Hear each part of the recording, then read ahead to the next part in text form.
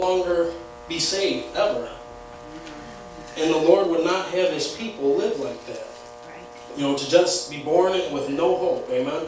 That he knows that nobody would come to that salvation. So it says that the days have been short, implying, the elect can be deceived.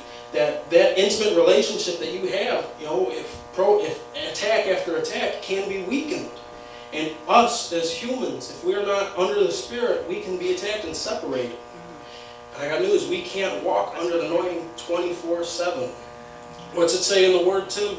Blessed are those who walk after the Spirit.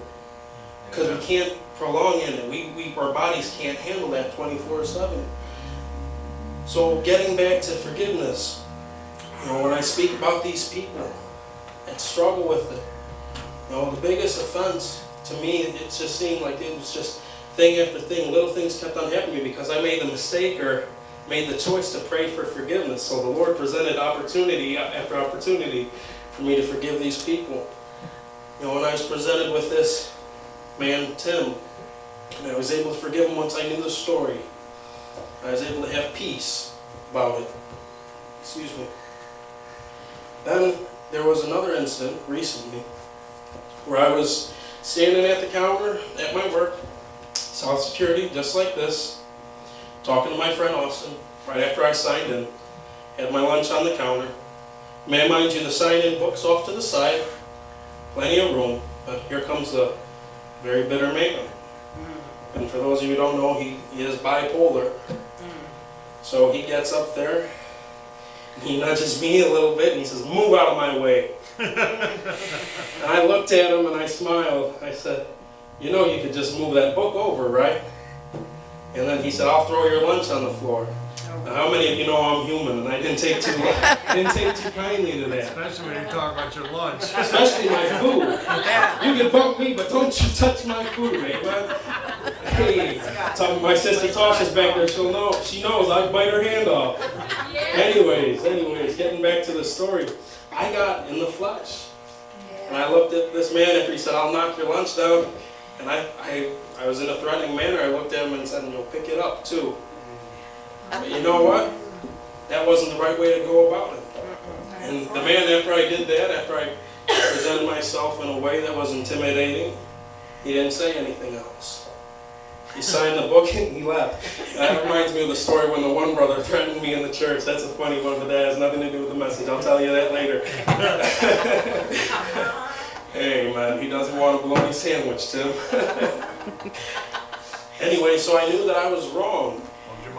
Amen. I knew that I was wrong, and later on I found out that I was, I'd have some working. We were spraying paint at the plant, and he was the guy that was running all the paint, so I had to deal with him. And I knew that I was wrong, and I told him that I was sorry. He said, I was just having a rough morning. I didn't have my coffee yet, and I was running late, and I couldn't pick up my smokes, and I was on edge. And then he was, apologetic as well. But what I'm saying is, I'm getting to another one. Well, it hurt me too. You know the situation I'm about to tell. I'm not going to go into deep detail because you might know the person, or the person in here might not want me talking about it. She said some very disrespectful things about the Lord. Just the way she presented it. Somebody that you'd think was saved, and that had a better relationship, somebody that knew better. And it's just like somebody that I know. And when they say things like that, it's like it hurts you. Sure does. And somebody that you care about, that you want to see go to heaven, says vile things, and you know what? It offended me. That I need to find forgiveness for this. I found that it was easy to forgive the man that hated the whole entire world. That's not that hard to do. I know it's not personal. It's easy to say, I forgive you to the guy that you wronged, when he accepts your apology. Right. But when it comes to a personal offense from somebody that you know, then all of a sudden, it's harder. Man, I remember my sister Tasha will tell you, I was sitting right next to my sister Brianna at my grandpa's funeral. The men, they went up and they gave their service, and that towards the end of the ceremony, Each one of the men came up and shook all of our hands. Jesus loves you. Jesus loves you. Came over, shook my mother's hand. Jesus loves you. And then he looked over at my sister Brianna. Even you with iron in your face. Oh. He shook my hand.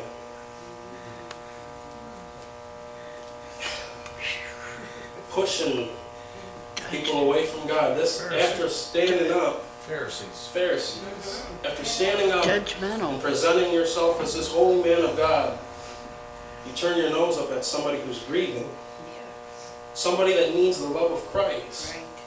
And you know what? That put unforgiveness in her heart. Sure did. Because that man is an ambassador of Christ.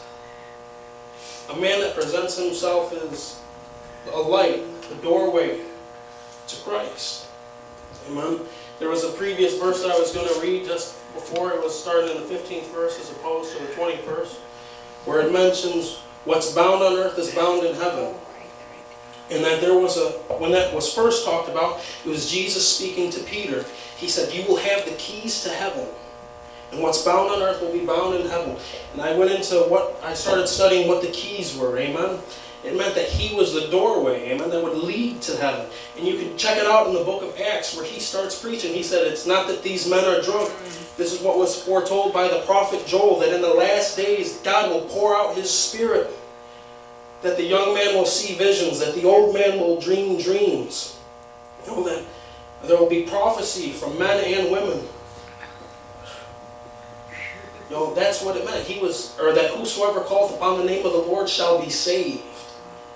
When it says that he had the keys to the kingdom of heaven, it meant that he had the key to open the door to heaven. How many of you know who the door is? Jesus. He said, I am the way, the truth, and the light. No man comes unto the Father unless it's through me, the Son.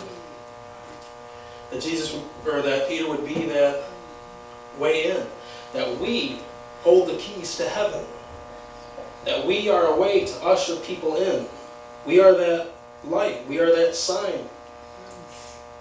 When we offend, we be very careful what you say.